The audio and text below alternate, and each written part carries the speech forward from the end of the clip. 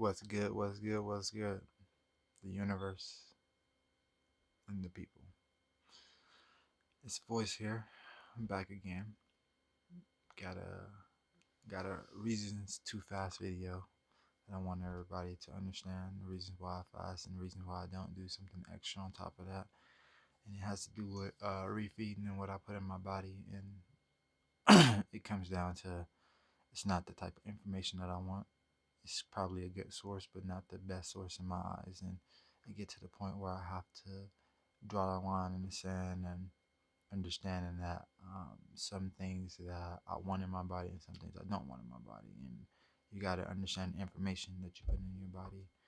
And I just want to give my 2 cents on helping people with my story combined with the facts and the solution I have for it, because I was that one person that was in that type of society and I couldn't see the way out. And now that I see the way out, I want to help people get out of that's quicksand that they think that is their house. You know what I mean? Think you're supposed to be living in something that's pulling you down. But I got my notes ready. Got everything good. Everything's all good. I'm good. You guys good.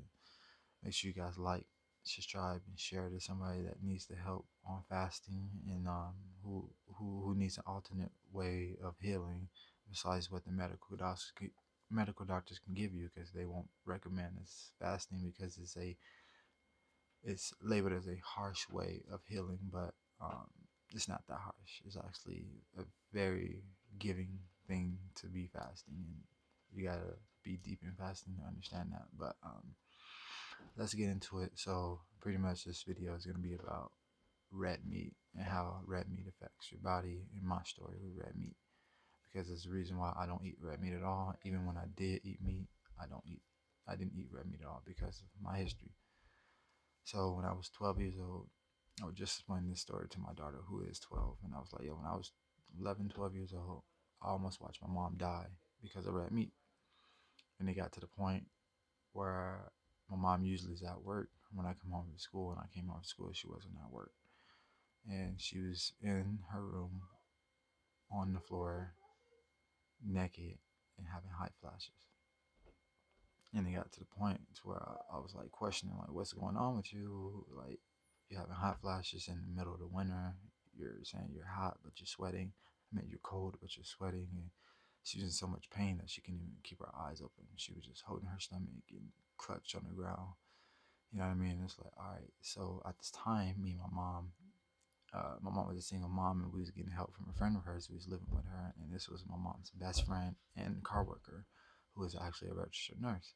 So I like went to her and I was like, yo, my mom's like super sick. I don't know what's going on. And I brought her to her and she checked her vitals and was like, yo, you're going to the emergency room right now.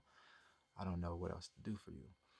And so that was like a Friday. My mom didn't come back until Sunday. And when she got back, she said her gallbladder was inflamed and had to get the whole thing removed because of gallstones.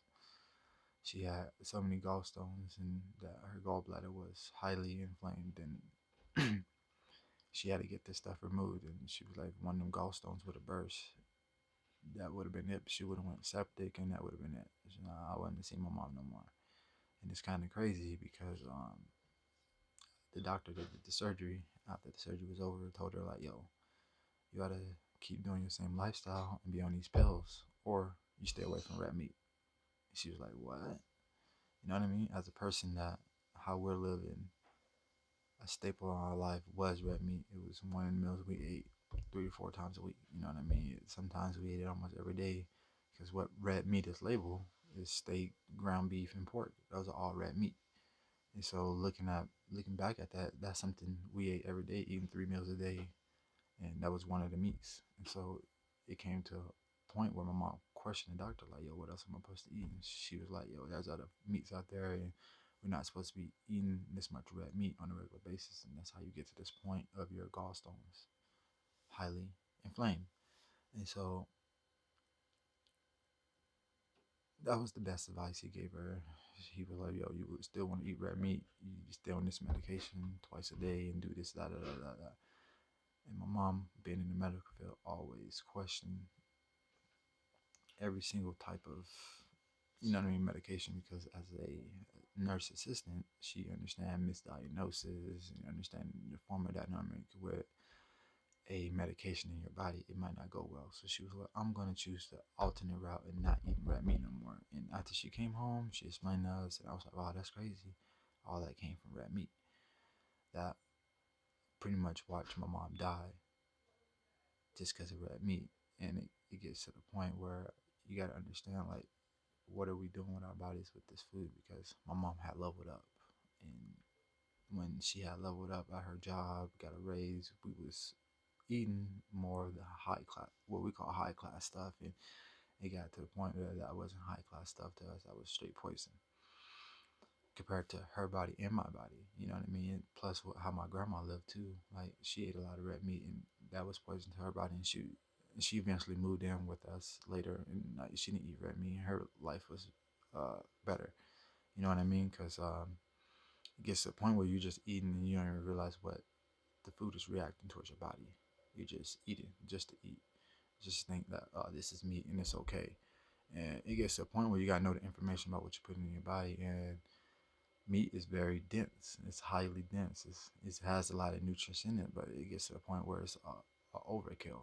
It's too much. And red meat is high in estrogen, which will throw off the body hormones. So, as a human, when you have every morning you wake up and your hormones are regulated, like that's when your hormones are at as high as in between 7 and 9 o'clock. And when throughout the day it deplenish depending on what you're doing. And so people think, oh, I eat this this substance that help me replenish. Well, it takes 24 hours for your body to break that down and actually use that energy. Second of all, depending on what levels you burn throughout the day, yeah, your estrogen might be fine, your estrogen might be low. But once you eat something that's highly in estrogen, like red meat, it will throw you off a whole lot. And once you throw off the estrogen in your body, um, pretty much your body doesn't know where to put it. And estrogen holds a lot of weight. It's a female hormone, and a female hormone. It's in males and females, but it's mostly in females. But it's also in males, and this is where the problem in males. You see it in a lot of males. Like, yo, where do you see, like, when they're getting ready for pregnancy, where do you see their bodies build up a lot of fat at? In the breasts and the hips, and sometimes in the face. You see it in the face and their cheeks. The same thing go for men. When men overeat an estrogen dominant food, they have man tits, they have wider hips, and then their faces are really chunky. It's like really chunky here and really chunky here, and that's where the fat builds up. That's where the body sends like extra fat to keep the body warm for the baby. Estrogen is a hormone that's helped women with their children when they're in pregnancy, like having a whole lot of it. Even with women, having too much estrogen throws off your hormones. You're not thinking straight. You're not acting right. You don't have that perfect energy. You get full too fast. You're always hungry. All these certain things because you're overindulging in something that's thinking your body needs it and it's being addicted to it. And it gets to that point where it throws off your gut microbiome, your TMAO. And when your TMAO is high, that means a lot of bacteria in your stomach because it's trying to break down all that really, really dense food that puts a lot of stress on your heart. And when you put a lot of stress on your heart, you shut down your heart to put more energy on your stomach, and you draining less blood from your brain. You have to pull more blood to your stomach. That's why people, when they get full, they spread their legs a little bit wider and they let their belly drop and they unbutton their pants and they sit back and they start taking deeper breaths so you can breathe. That's all your body is trying to do is breathe because you're overfilling your stuff with all this food. You don't even understand that, like, once your gut bacteria is thrown off, that's what makes the constipation because it's so much hard, dense food all coming down your body, all coming through your small and large intestines. Then your small and large intestines is about 10 miles long. 10? No, it's not 10 miles. I know it's like, I think it's 50 miles long. Your large and small intestines combined from your stomach to your colon is about 50 miles long. You know what I mean? Some people say you can wrap it around the world. I don't even know that for a fact, but I know it's very, very long. And when you have very dense stuff that's pushing through your body and you eat this stuff on a regular, that's how you get constipated because it's just stacking on top of each other. You're trying to breathe and push and it ain't moving. It ain't going nowhere. And then the other thing on top of that is that it raises your LDL cholesterol, which puts more plaque in your blood. And then you already had the bacteria that was messing up your stomach, too much bacteria in your stomach to break down the really dense food. And now your blood's got to pump really hard and it has extra plaque. So you're really just suffocating yourself from inside out when you're overindulging in this food that has too much hormone imbalance for you. Plain and simple. Like yeah, like meat has red meat has a lot of iron and zinc in it, but you can get that from other places. It's like yo, you rather sacrifice getting it from this source, which has a lot of harmful side effects, or getting it from the other source that don't have no side effects. Which one weighs better? This one gonna weigh you down. It's gonna it's gonna pull you down. That's all it's doing on your body, and that's where it gets to the point. It's really heavy and it's really dense. And then it comes about information, yo. How you supposed to be eating this stuff? How you supposed to be going out through your day when you're gonna eat red meat? Because yeah, it is manageable. I do believe in migrating as humans and understanding like yo, the seasons always changing, not always gonna be plants. So our ancestors had to eat red meat to survive. Survival we're the most survival creatures on this planet. So we had to be very, very diverse and had to push and shove. And yo, if you don't want to eat plants, it's all right. Do you want to survive? That's what it got down to. So yeah, our bodies is familiar with eating this stuff, but not on the regular. And when you look up this information, it's set it literally no place. I got screenshots of it saying that some of the best places in America are saying you're not supposed to eat this stuff on a regular basis. You're not supposed to eat it on a daily basis at all. On a weekly basis, you're supposed to eat 6 to 12 ounce steaks. I'm like, what? Me growing up as a person that wanted to be like labeled as having fun and enjoying life, when you go to these high value restaurants and you see they have 10, 15, 16, 24 ounce steaks on the menu, and that's in one setting when you're supposed to be eating 6 to 12 in a week. And those are old studies from the 90s. And studies now today saying 3 ounces is way too much. Way too much. How can that be way too much? You know what I mean? Because our bodies doesn't know how to break down. It does know how to break down this dense food, but when we did have to break down this dense food back in a long time ago, we didn't have a lot of other foods. When we ate that, that was all we ate, and our body would take its time to break down. That's what that really dense food is meant for. Okay, when you eat a really dense meal, yeah, you must take time. And that's why I figured out with fasting. It's like, yo, with fasting, when you reintroduce yourself out that big fast, you have to take your time because your stomach is very sensitive. And that's the information you need to know. Because if you go into a big fast and you jump out of it eating really dense food or something that's highly processed, it's going to cramp you up, it's going to put you down. Well, it's the same thing when you're eating really dense meat and you don't understand, you keep eating it, and that's all you eating. It's gonna set you down. It's gonna slow you down until you really can't really move anymore. And I didn't have family members just like that in wheelchairs and can't leave the house because of how big they are, because they think eating steak every night is a essential way of life. Just not family member, friends too. Working at a car wash with a guy telling me his ultimate goal is to be rich enough he can afford a steak every night because that's what real living is. And at that time, I was eating meat and I didn't even believe it. I was like, you really think eating highly processed red meat like that is okay? Yeah, man. Like I want a steak every night. Like, yeah. Do you understand that they're using a lot of glucose meat, put the steak together and sell that to you at low end places or even some high end places? People don't understand the information they're putting in your body. And then it leads to what is a solution when you're coming off that? Because I was a heavy meat eater, big time, playing 3 sports in high school, going to college to play a sport, and just thinking that protein, protein, protein is all I need. When it got to the point where it's like it's not protein, it's amino acids. It's amino acid chain blocks that you need because the protein that I'm eating wasn't eating protein. You get it? Even in hunters, you know what I mean? When hunters go hunt, they don't eat animals that eat other animals. They eat animals that eat a lot of fruits and vegetables, like deer. You know what I mean? Like fish. It's a lot of like weird things people don't understand. Like, yo, why don't we eat meat eaters? Because they have some of the worst muscles. To eat is not it's not highly enough for us to digest. You know what I mean? Their muscles are very dense and strong, and it takes like we have to eat chicken and pig, the weakest animals on the planet, because it's easier for our body to break, literally to break down. Like you are what you eat. So if you eat the weakest animal, that's how your immune system is going to be. And you can't eat the tough animals because their body, that those animals' muscles are too dense to break down. So what is the best solution when it comes to it? It's focus on immuno chains and focus on your arugula, focus on spinach, get some nuts and seeds in there, some hemp seeds, get some sesame seeds, get some chai seeds, you know what I mean? Mix all those together. Mixing all the amino acids up creates protein.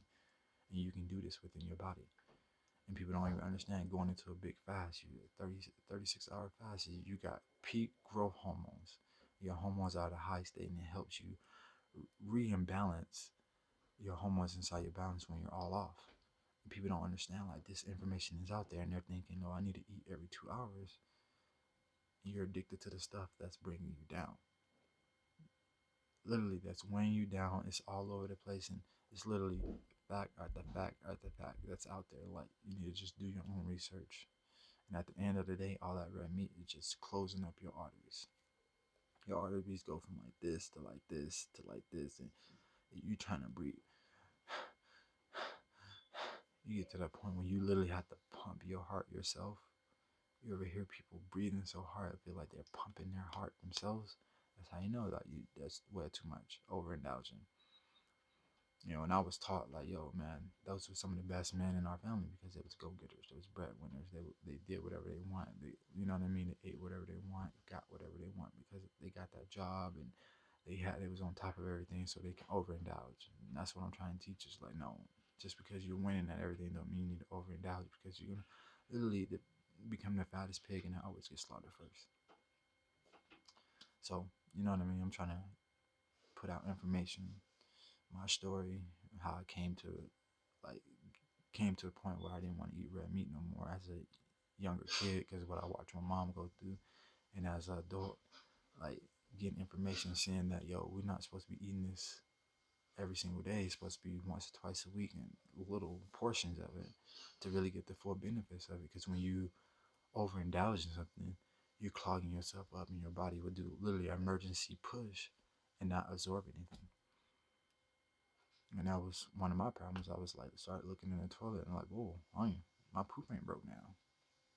There's chunks of food in my poop. Like, you know what I mean? To that point where, yo, I'm overweight and I'm under nutrition. How does that work? Because of the overeating, I was clogged up, I was backed up, I was constipated, and I wasn't really absorbing nothing. I was just pushing stuff through because I had a heart push to push. And it gets to that point where, like, yeah, I gotta change this. I gotta change everything about me. And now I'm lighter. I feel a lot better, and like, there's no push when I go to the bathroom or even to eat. No more pushing. So it's all love. I'm trying to help. Make sure you like, subscribe, and share to somebody that needs the help. Thank you for the watch. Peace.